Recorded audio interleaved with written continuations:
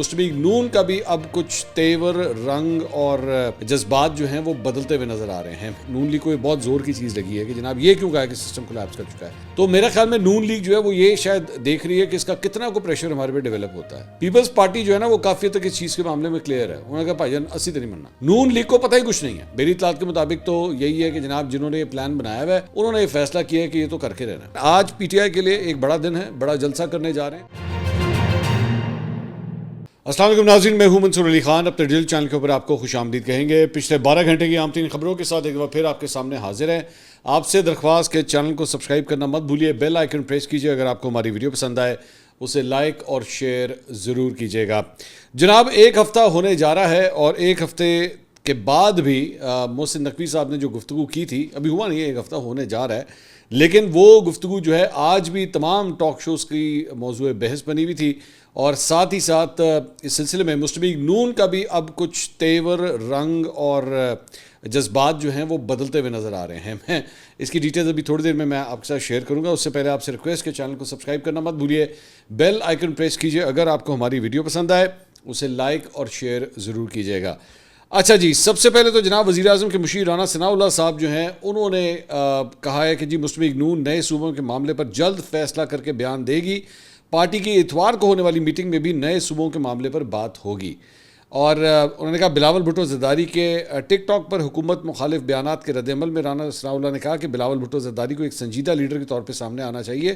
ان کے مشیر اور پارٹی انہیں ٹک ٹاک کا لیڈر بنانا چاہتے ہیں تو یہ پیپلز پارٹی کی بدقسمتی ہوگی. انہوں نے کہا کہ بلاول بھٹو بڑی پارٹی کے چیئرمین ہیں, معلوم نہیں ان کے مشیر ان سے کیا کروا رہے ہیں. ٹک ٹاک پر یہ کہنا کہ آوازیں آ رہی ہیں, یہ کون سی سنجیدگی ہے. رانا ثناءاللہ نے کہا کہ حکومت مستحکم ہے اور اسے کوئی خطرہ نہیں. ہم یقین ہے کہ کچھ نہیں ہونے والا, اگر کچھ ہوگا تو دیکھ لیا جائے گا. پہلے سے سوچ کر فکر مند نہیں ہونا چاہیے. انہوں نے کہا کہ پیپلز پارٹی کہیں نہیں جا رہی. بلاول بھٹو زرداری کی جماعت اگر پاکستان تحریک انصاف کے ساتھ مل کر تحریک عدم اعتماد لانا چاہتی ہے تو بسم اللہ لے آئے. تحریک عدم اعتماد لانے والے خسارے میں جائیں گے. اچھا, اب ایک اور شو کے اندر بھی رانا ثناءاللہ صاحب جو ہے وہ کل رات کو آئے ہوئے تھے اور اس کے اندر انہوں نے کہا ہے کہ ہمیں تو کوئی اعتراض نہیں ہے یہ نئے صوبوں کے حوالے سے یا ایڈمنسٹریٹو یونٹس کے حوالے سے یا ایک مضبوط بلدیاتی نظام کے حوالے سے, ہمیں تو کوئی اعتراض ہی نہیں ہے, لیکن اس کے اوپر بات ہونی چاہیے. بالکل بات ڈسکشن جو ہے ہونی چاہیے. ہم تو چاہتے ہیں کہ انصاف جو ہے لوگوں کی دہلیز تک پہنچے اور ہمیں صرف اعتراض اس بات کا ہے, جو رانا ثناءاللہ صاحب نے کہا, ہمیں اعتراض اس بات کا ہے کہ محسن نقوی صاحب نے وہ جو گفتگو کی تھی اس کے اندر انہوں نے ایک تو یہ کہہ دیا کہ سسٹم جو ہے وہ کولیپس کر چکا ہے. یہ میں پہلے بھی بتا چکا ہوں کہ نون لیگ کو یہ بہت زور کی چیز لگی ہے کہ جناب یہ کیوں کہا کہ سسٹم کولیپس کر چکا ہے. اور دوسرا کہ جناب مطلب جو ایک چارج شیٹ حکومت کے خلاف جو بنائی گئی وہ نہیں بنائی جانی چاہیے تھی, یہ ان کا سب سے بڑا اعتراض ہے. اچھا, 2-4 چیزیں ہیں, میں ذرا نون لیگ کے حوالے سے بات کر لوں پھر ہم مزید آگے چلتے ہیں. میں نے اب تک کم از کم پچھلے 2 دن میں یعنی کہ پیر اور منگل کو جو ٹاک شوز کیے اس میں نون لیگ کے جو رہنما آئے ہوئے تھے, یقین کیجیے انہیں ککھ نہیں پتا کہ انہوں نے ایکچولی اس پہ پوزیشن کیا لینی ہے. آئی وڈ مطلب اسٹرانگلی سے دیٹ. اور میں نے اور جگہوں کے اوپر بھی نون لیگ کا پوائنٹ آف ویو جو ہے میں نے جاننے کی کوشش کی, انہوں نے اب تک سوچا ہی نہیں ہوگا کہ انہوں نے کرنا کیا ہے اس کے اوپر. پیپلز پارٹی جو ہے نا وہ کافی حد تک اس چیز کے معاملے میں کلیئر ہے. انہوں نے کہا بھائی جان اسی تو نہیں مننا, اسی نہیں مننا. مطلب وہ اس کو ابھی تو ریزسٹ کر رہے ہیں, مجھے آگے کا نہیں پتا لیکن وہ اسے ریزسٹ کر رہے ہیں. نون لیگ کو پتہ ہی کچھ نہیں ہے. نون لیگ جو ہے ویٹ اینڈ سی پالیسی کے اوپر چل رہے ہیں کہ جناب دیکھتے ہیں کہ آگے یہ معاملہ جو ہے وہ کس طرح چلے. اب مجھے نہیں پتا یہ اس کو لٹکانے کی ایک کوشش ہے چیز کو کہ اس کو ذرا ڈریگ کر دیں, پھر دیکھتے ہیں آہستہ آہستہ شاید خود ہی ٹھنڈا ہو جائے. میری اطلاعات کے مطابق تو یہ ٹھنڈا نہیں ہونا. میری اطلاعات کے مطابق تو یہی ہے کہ جناب جنہوں نے یہ پلان بنایا ہوا ہے انہوں نے یہ فیصلہ کیا ہے کہ یہ تو کر کے رہنا ہے. تو میرے خیال میں نون لیگ جو ہے وہ یہ شاید دیکھ رہی ہے کہ اس کا کتنا کو پریشر ہمارے پہ ڈیولپ ہوتا ہے, اور اگر تو بہت زیادہ پریشر ڈیولپ ہوا تو پھر ظاہری بات ہے ہم لوگ جو ہے وہ کر لیں گے. اب یہ بیسکلی اتوار کو جو ہے وہ یہ سب کچھ ہونے جا رہا ہے اور اتوار کو اب یہ بیٹھک ہوگی. آئی ایم اسٹل ویٹنگ کہ نون لیگ کے اپنے کارکن بھی جو ہیں وہ اس کے بارے میں سوچیں, مطلب ان سے سوال کریں کہ بھائی آپ کوئی پاسا تھے پڑھو, جانا کتنے, ایکسیپٹ کرنا ہے, ریجیکٹ کرنا ہے, کی کرنا ہے, یا ہمت نہیں ہو رہی. یہ بھی چکر ہے نا کہ یا پھر ہمت ہی نہیں ہو رہی کہ ایکچولی آپ نے اس کے اوپر پوزیشن لینی کیا ہے. سو پوزیشن لے لینی چاہیے جو بھی ہے. بیرسٹر گوہر صاحب پاکستان تحریک انصاف کے چیئرمین آج پی ٹی آئی کے لیے ایک بڑا دن ہے, بڑا جلسہ کرنے جا رہے ہیں. ان کا کہنا تو یہی وہ بڑے جلسہ کرنے جا رہے ہیں, تو جب میدان میں اتریں گے وہاں پہ کتنا بڑا کراؤڈ ہوتا ہے, کتنی کرسیاں لگتی ہیں, کتنے لوگ آتے ہیں.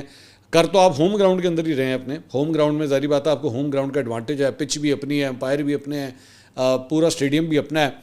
کتنے کھلاڑی اکٹھے کر پاتے ہیں یہ سب سے بڑا سوال ہے. اور اگر نہ کر سکے تو میں ہمیشہ سے یہ بات کہتا ہوں اگر آپ کا شو جو ہے وہ اچھا نہ ہوا تو پھر شو فلاپ ہوگا. لیکن دوسری جگہ پہ بیرسٹر گوہر صاحب نے جو چیئرمین ہے پی ٹی آئی کے, انہوں نے کہا ہے کہ جی موجودہ سسٹم عوام کا اعتماد کھو چکا ہے, ری سیٹ ناگزیر ہے. میڈیا سے گفتگو کرتے ہوئے انہوں نے کہا ایسے حالات میں مزید حکومتیں بنانے کے بجائے عوام سے رجوع کیا جائے. ان کا کہنا تھا کہ اہم حکومتی اتحادی نے وزیر اعظم کو دھاندلی زدہ قرار دیا. اتحادی کے بیان کے بعد وزیر اعظم کو فوری اعتماد کا ووٹ لینا چاہیے تھا. وزیر اعظم اعتماد کا ووٹ لینے میں ناکام رہے, اس لیے حکومت اخلاقی جواز کھو بیٹھی. وزیر اعظم نے خاموشی اختیار کی. اس سے ظاہر ہوتا ہے کہ اعتماد ختم ہو چکا ہے. پورا حکومتی ڈھانچہ عملی طور پر کولیپس کر چکا ہے. آئینی, قانونی اور جمہوری اعتبار سے حکومت اپنی حیثیت کھو چکی ہے. انہوں نے کہا کہ وزیر اعظم نے اعتماد کھو دیا, اب سسٹم کے خاتمے کا وقت آ گیا. عدم اعتماد لانے کا آئینی طریقہ موجود ہے, اتحادیوں سے مشاورت کریں گے. چیئرمین پی ٹی آئی کا کہنا تھا کہ پیپلز پارٹی کو بھی دھاندلی زدہ سمجھتا ہوں. ان کا یہ بھی کہنا تھا کہ قومی مفاد میں اتفاق رائے سے سیاسی بحران کا حل نکالا جائے. صوبوں کے عوامی مطالبات پر ایوان کو سنجیدگی سے پیش رفت کرنا ہوگی. اچھا, اب یہ پرائم منسٹر سے کہہ رہے ہیں کہ جناب آپ جو ہے ان کے اعتماد کا ووٹ حاصل کریں. آپ چھوڑیں, آپ ان کے خلاف تحریک عدم اعتماد لے آئیں. Simple is that. اگر آپ کو لگتا ہے کہ وہ ووٹ آف کانفیڈنس نہیں لے سکتے تو آپ ووٹ آف نو کانفیڈنس لے آئیں ان کے خلاف. ابھی پتہ لگ جائے گا نمبر گیم کیا ہے, کیونکہ حقیقت تو یہی ہے کہ نون لیگ جو ہے اگر پاکستان پیپلز پارٹی بیچ میں سے نکل جاتی ہے اور انہیں نہیں سپورٹ کرتی تو پھر بالکل نیک ٹو نیک کھڑے ہوئے ہیں اپنی میجورٹی شو کرنے کے حوالے سے. لیکن میرے خیال میں ابھی وقت نہیں ہے. میں یہ سمجھتا ہوں کہ وزیر اعظم کے لیے ابھی وہ ایسی کوئی پریشانی والی بات نہیں ہے کہ اگر ان کو عدم اعتماد کا کوئی سامنا کرنا پڑے یا کوئی ابھی مشکل حالات ہو, یا وہ جو عمران خان صاحب کا وہ مارچ اپریل 2022 والی جو سچویشن تھی وہ نہیں تھا. اب میں ایوی دعا کرنا کہ اگر کبھی ایسا ہوا تو ایک اور سائفر نہ آ جائے بیچ میں کہ بھائی جانو یہ تو امریکی سازش ہے اور امریکی غلامی نامزد, اس پاسے نہ چل پانا تاڑی مہربانی, کیونکہ آپ کو بھی پتہ ہے مجھے بھی پتہ ہے گیم ساری کچھ اور ہے. یہاں پہ اعتماد اور عدم اعتماد جو ہے وہ کہاں سے آتے ہیں, وی نو اٹ ویری ویل. اس کے علاوہ جے یو ایف اے کے سربراہ مولانا فضل الرحمان صاحب نے بھی جو ہے اس کے اوپر لب کشائی کی ہے. انہوں نے محسن نقوی صاحب پہ تنقید کی. انہوں نے کہا محسن نقوی ہمارے برخوردار ہیں لیکن کچھ وقت سے پہلے بالغ ہو گئے ہیں. اب یہ معلوم نہیں کہ انہوں نے یہ بات اپنی ذاتی حیثیت میں کی ہے, لیکن اپنی ذاتی حیثیت میں بات کرنا کیسے ممکن ہے جبکہ اس وقت وہ ایک کابینہ کے ممبر ہیں. کیا وہ یا وزیر اعظم پاکستان یہ کہہ سکتا ہے کہ میری اشرباد پر ہوا ہے یا میری اجازت سے ہوا ہے, یا وفاقی کابینہ یہ کہہ سکتی ہے کہ ہماری اجازت سے ہوا ہے یا کسی اور طرف سے کوئی بات ہوئی ہو تو وہ بھی واضح کر دی جائے. کیا ملک اس بات کے لیے تیار ہے کہ صوبے بنائے جائیں؟ صوبے بنانا کوئی بری بات نہیں ہے, لیکن جس طرح ہمارے ملک میں بات کی جا رہی ہے, ہم نے بغیر تیاری کے فاٹا کو ضم کر دیا. فاٹا والوں سے نہیں پوچھا گیا اور آج وہ خود کہہ رہے ہیں کہ ان کو سمجھ نہیں آ رہی کہ وہ فاٹا میں ہیں یا صوبے کا حصہ ہیں. وہاں کوئی نظام موجود نہیں ہے. مولانا صاحب ٹریڈیشنلی جو ہے وہ اس چیز کے مخالفت کرتے رہے ہیں کہ جناب فاٹا کو کے پی کے میں ضم نہیں ہونا چاہیے تھا. تو آج بھی وہ اپنے وہی گلا شکوہ جو ہے وہ دوبارہ ریپیٹ کر رہے ہیں. انہوں نے کہا صوبے کیک نہیں ہیں کہ کاٹ کر حصہ بنائے جائیں, بلکہ متعلقہ صوبے کے عوام کا رد عمل اور رائے بھی ضروری ہے. ہر فیصلہ مشاورت سے ہونا چاہیے اور قوموں کی شناخت کو نظر انداز نہیں کیا جا سکتا. اچھا, یہ جو ڈیبیٹ ہے نا, میں ذرا اس پہ مجھے حیرانگی ہوتی ہے. عوام سے جو ہے وہ پوچھا جانا چاہیے. بیسکلی تو جو پولیٹیکل لیڈرز ہوتے ہیں وہ پوزیشن لیتے ہیں. میں پاکستان پیپلز پارٹی جو ہے وہ اس کی مخالفت کر رہی ہے. میں اس معاملے میں کم از کم ان کی اس بات پہ رسپیکٹ کرتا ہوں کہ وہ پوزیشن تو لے رہے ہیں, کلیئرٹی تو لے رہے ہیں. یہاں پہ تو آپ مطلب ایک وہ گرے ایریا کے اندر جو ہے وہ گفتگو کر رہے ہیں. عوام سے پوچھا جانا چاہیے, کوئی بری بات نہیں ہے, ہمیں نہیں پتہ کہ لوگ جو ہیں لوگوں کا حق. بھائی آپ تو بتائیں نا کہ کیا ہونا چاہیے, لوگوں اپنے کارکنوں کو گائیڈ تو کریں. یہ بیسکلی یہ وہ ٹیکنیک جو ہے نا جمہوریت کے اندر, وہ یہ ٹیکنیک ہے کہ ویکھو واہ کس طرح چل دی ہے, اس کے بعد دیکھیں گے ہم نے کیا کرنا. یہ بیسکلی وہ والی بات ہے. تو دس is not the right way میرے خیال میں. Take a strong position about it. بہرحال میں نے آپ کو ایک بتایا تھا کہ جناب یہ جو نئے صوبے ہیں اس حوالے سے آپ دیکھیے گا کہ ایک موومنٹ جو ہے وہ شروع ہوگی آنے والے ہفتے میں, اینڈ دیٹ ہیز اسٹارٹڈ. کل یونیورسٹی آف لاہور کے اندر جو ہے اس سلسلے میں گورننس لیکن نظام کیا کے عنوان سے جو ہے وہ ایک مکالمہ منعقد کیا گیا, اور اس میں مختلف عدالتی, سیاسی, انتظامی, قانونی اور میڈیا کی شخصیات نے جو ہے اس کے اندر شرکت کی. جلدی میں آپ کو بتا دیتا ہوں کہ انہوں نے بیسکلی کیا کہا. سابق وزیر اعظم جو نگراں وزیر اعظم انوار الحق کاکڑ تھے, انہوں نے کہا مؤثر بلدیاتی نظام اور ایڈمنسٹریٹو یونٹس موجودہ مسائل کا حل ہے. انہوں نے مزید کہا کہ سب اس بات پر بات کر رہے ہیں کہ مزید یونٹس بنانے سے خرچہ بڑھے گا, لیکن کوئی اس طرف نہیں سوچ رہا کہ اس سے ریونیو کے مواقع جو ہے وہ بڑھیں گے اور بہتر ہوں گے. میرے خیال میں اس میں ایک بہت بڑا اینگل جو ہے وہ ٹیکس کلیکشن کے حوالے سے بھی ہے کہ جب آپ کے یونٹس نسبتاً چھوٹے ہوں گے تو آپ کی ٹیکس کلیکشن کو زیادہ مؤثر انداز کے اندر جو ہے آپ کنٹرول کر سکتے ہیں. چھوٹی سی اگزامپل ہے, بہت سے ریسٹورینٹس کے حوالے سے یہ بات کی جاتی ہے کہ وہ اپنے بلوں کے اوپر جو ہے وہ سیل ٹیکس جو ہے وہ لکھ دیتے ہیں, چارج کرتے ہیں, لیکن ایکچولی آگے نہیں جمع کراتے. اور یہ وائڈ اسپریڈ فراڈ جو ہے وہ ریسٹورینٹس بزنس کے اندر ہو رہا ہے. میں اکثر اوقات سوشل میڈیا پہ پوسٹ جو ہے میں ویڈیوز میں دیکھتا ہوں کہ لوگ جو ہے اس کو ریکارڈ کرتے ہیں اور بتاتے ہیں کہ یہ دیکھیں جی ہم سے انہوں نے پیسے لیے ہیں, لیکن ہمیں وہ جو پراپر FBR کی رسیپٹ ہوتی ہے وہ ہمیں نہیں دے رہے. تو اس طرح کی چیزیں بھی جو ہے وہ ریزالو ہو سکتی ہیں اگر آپ کے یونٹس جو ہے وہ نسبتاً چھوٹے ہوں. اس کے علاوہ خورشید محمود قصوری, سابق وزیر خارجہ, انہوں نے کہا کہ وہ ملک میں نئے چھوٹے صوبوں کی تشکیل کے حق میں ہیں اگر اتفاق رائے ہوتا ہے. سینئر تجزیہ کار مجیب الرحمان شامی صاحب بھی تشریف لائے ہوئے تھے. انہوں نے کہا لفظ پنجابی اور سندھی سے ہماری جو نفسیاتی وابستگی ہے اس کو جدا نہیں کیا جا سکتا, اس لیے اگر نئے صوبے بنانے ہیں تو ان کو پنجاب 1, پنجاب 2, پنجاب 3, اس طرح سندھ 1, سندھ 2, سندھ 3 کر دیا جائے. میں ویسے اختلاف کرتا ہوں, میرا نہیں خیال کہ یہ کوئی پریکٹیکل قسم کی بات ہے کہ جناب آپ 1, 2, 3, 4 مطلب کس دور میں بیٹھے ہوئے ہیں, اس طرح صوبے وغیرہ جو ہے وہ نہیں بنتے, ایسا نہیں ہوتا. سو دے ہیو ٹو, ان کی اپنی ایک پہچان ہے, اپنی ایک شناخت ہے, وہ جو مرضی نام رکھنا چاہے. میرا خیال میں تو وہاں کے مقامی لوگوں کا یہ رائٹ ہونا چاہیے کہ وہ جو بھی نام رکھنا چاہے. سو آئی ڈونٹ تھنک اس میں کوئی ایسی کوئی بری بات ہے. اور دوسری بات یہ کہ مثال کے طور پہ بہت سے ایسے مطلب لوگ ہیں, فار ایگزامپل آپ بلوچستان کے اندر چلے جائیں تو بلوچستان کے اندر صرف بلوچی نہیں ہے, بلوچستان کے اندر ہزارہ بھی وہاں پہ رہتے ہیں. وہاں پہ ہمارے جو پختون بھائی ہیں وہ بھی وہاں پہ رہتے ہیں, مہاجر وہاں پہ رہتے ہیں, اس میں ایسی کون سی بات. سندھ کے اندر جو ہے وہ سندھی بھی رہتے ہیں, وہاں پہ جو ہماری جو اسماعیلی کمیونٹی ہے اس کے بہت سے لوگ رہتے ہیں, اس میں پنجابی بھی رہتے ہیں, اس میں بلوچی بھی رہتے ہیں, اس کے اندر مہاجر بھی رہتے ہیں, مطلب ہر قسم کی قومیں جو ہیں وہاں پہ بستی ہیں. سو دیٹ ڈزنٹ مین کہ وہ جو ہے وہ ہر دفعہ اس کے لیے ضروری ہے کہ جناب آپ نے اس لفظ کے ساتھ. میرا شامی صاحب سے بصد احترام, میرے سینئر ہیں, لیکن میرا یہاں پہ ذرا تھوڑا سا اختلاف ہے. فواد چودھری صاحب بھی تشریف لائے ہوئے تو انہوں نے کہا اگر اس وقت ایک وفاقی جماعت اور اسٹیبلشمنٹ اس آئیڈیا پر متفق ہیں تو وہ تحریک انصاف اور عمران خان ہے, اور بدقسمتی سے وہی جیل میں ہیں.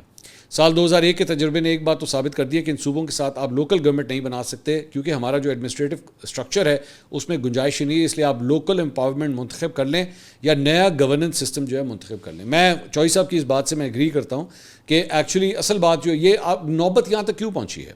Have you thought about that کہ جو زیادہ صوبے یا ایڈمنسٹریٹو یونٹس بنانے کی جو بات ہو رہی ہے یہاں تک بات پہنچی کیوں ہے؟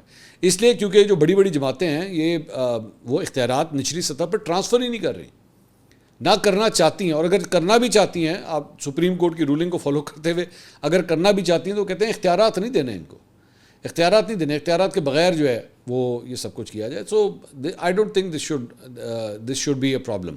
سو اگر کرنا چاہیں تو آپ ابھی کر دیں, بنائیں اپنا لوکل باڈی سسٹم, آپ تاکہ کہہ سکیں, آپ محسن نقوی صاحب کو جواب دے سکیں کہ محسن نقوی صاحب یہ دیکھیے ہم نے لوکل باڈی سسٹم بنا دیے, یہ آٹومیٹکلی لوگوں کے مسائل حل کرے گا, بات ہی ختم ہو جائے گی. لیکن آپ کرنا نہیں چاہتے, اصل ایشو یہ ہے. احسن بھون صاحب وہ بھی تشریف رکھتے تھے, انہوں نے کہا آئینی فریم ورک میں رہتے ہوئے, جو وکلا کے رہنما ہیں, انہوں نے کہا آئینی فریم ورک میں رہتے ہوئے صوبے بننے چاہیے اور تمام سیاسی جماعتوں کو اس پر کنسنسس بیس گفتگو کرنی چاہیے اور اختلاف رائے کو سنتے ہوئے آگے بڑھنا چاہیے. سابق وفاقی وزیر خزانہ اسد عمر صاحب بھی تشریف رکھتے تھے, انہوں نے بھی گفتگو کی. انہوں نے کہا آپ جو مرضی نظام لے کر آ جائیں, لیکن پاکستان جیسے ملک میں جمہوریت کے علاوہ کوئی نظام کامیاب نہیں ہو سکتا, اس لیے جو بھی نظام لے کر آئیں اگر اس میں نظام چلانے والے عوام کے فیصلے کے مطابق نہیں ہو اور بند کمروں کے اندر فیصلہ کیا گیا ہے کہ کس نے اس نظام کو چلانا ہے, تو جو مرضی نظام آپ لے آئیں وہ ناکام ہوگا. بلدیاتی نظام کے نفاذ کے لیے آئین میں ترمیم کی ضرورت ہے. ابھی جتنا لکھا ہوا ہے وہ ناکافی ہے, آپ کو اس کی تشریح میں لکھنے کی ضرورت ہے کہ کیا کیا چیزیں مقامی حکومت کا اختیار ہیں اور پھر وہ چیزیں صوبے آپ سے نہیں لے سکتا. نئے صوبے بنانے میں کوئی حرج نہیں, آئین میں لکھا ہوا ہے, دنیا میں بنتے ہیں, آپ بھی بنائیں. لیکن معذرت کے ساتھ میں مزیکا خیز دلیل سنتا ہوں کہ پاکستان چل نہیں سکتا, کامیاب نہیں ہو سکتا, کیونکہ اتنے بڑے بڑے صوبے ہیں. آپ کو بتا دوں کہ پاکستان کا پنجاب, بھارت کا مہاراشٹر اور چین کا گوانگ ڈونگ, ان تینوں کی آبادی تقریباً برابر ہے.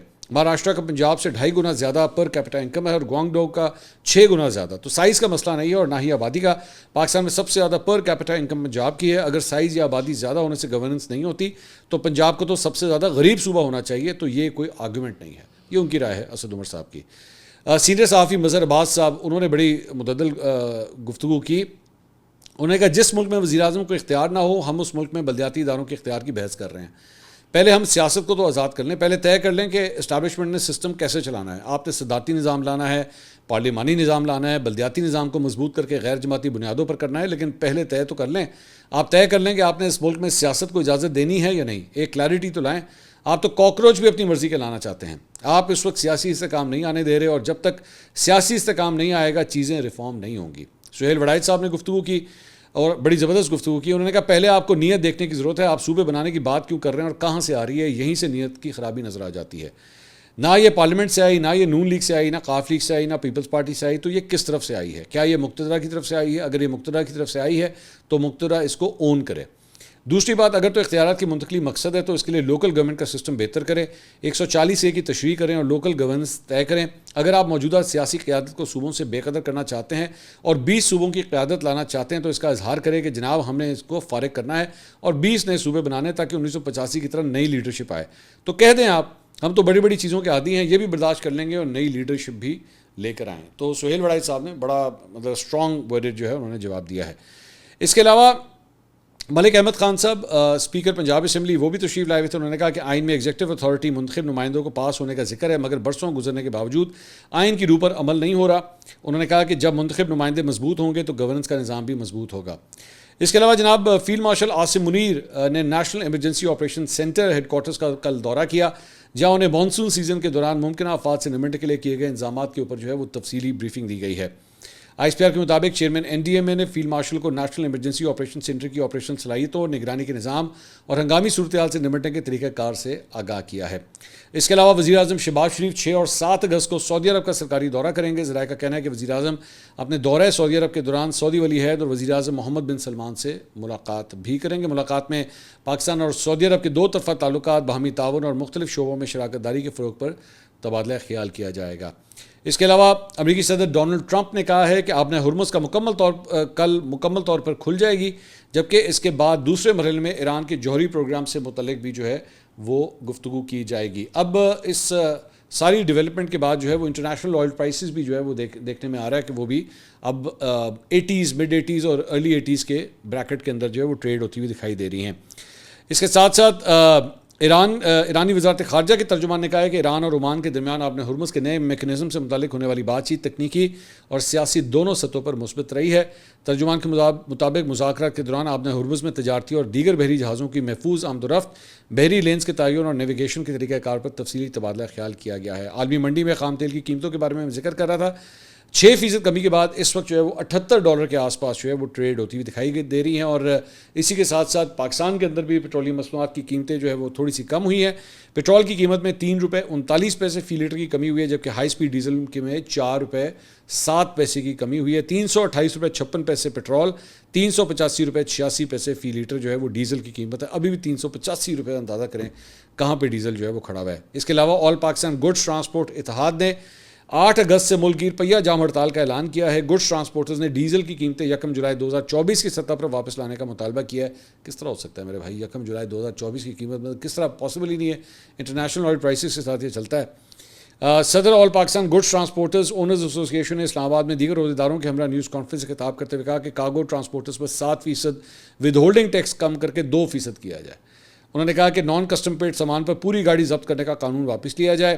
گڈ ٹرانسپورٹرز اتحاد کے رہنماؤں نے کہا کہ مطالبات منظور نہ ہوئے تو 8 اگست سے گڈ ٹرانسپورٹرز کنٹینرز اور آئل ٹینکرز جو ہے وہ بند کر دیے جائیں گے. اس کے علاوہ بھارتی تجارتی جہاز یمن کے قریب بحیرہ احمر میں پروجیکٹائل حملے کے بعد جو ہے وہ ڈوب گیا. غیر ملکی خبر رساں ادارے کے مطابق یمن کے قریب بحیرہ احمر میں حملے کے بعد بھارتی پرچم بردار تجارتی جہاز MSV فیض نوری اولیا ڈوب گیا. تاہم کوسٹ گارڈ نے جہاز کے تمام عملے کو البتہ جو ہے وہ بحفاظت بچا لیا. مقامی حکام کے مطابق جہاز پر سوار تمام 14 افراد جن میں 13 بھارتی شہری اور ایک یمنی شامل تھا بندرگاہ الحدیدہ کے جنوب میں حملے کے بعد بحفاظت ریسکیو کر لیے گئے. بھارت کے وزیر جہاز رانی انہوں نے سوشل میڈیا پلیٹ فارم پر کہا کہ جہاز کو یمنی سمندری حدود کے قریب ایک پروجیکٹائل سے نشانہ بنایا گیا ہے اور بھارت نے اس واقعے کی شدید مذمت کرتے ہوئے اسے بلا اشتعال حملہ قرار دیا. یمن کی سرکاری خبر رساں ادارے کے مطابق اس حملے کا ذمہ دار ایران کی حمایت یافتہ حوثی باغیوں کو جو ہے وہ ٹھہرایا گیا ہے. تو بھارت کا جو ہے ایک بڑا نقصان ہوا ہے حوثیوں کی وجہ سے. اگلی ویڈیو میں آپ سے دوبارہ ملاقات ہوگی. اللہ حافظ.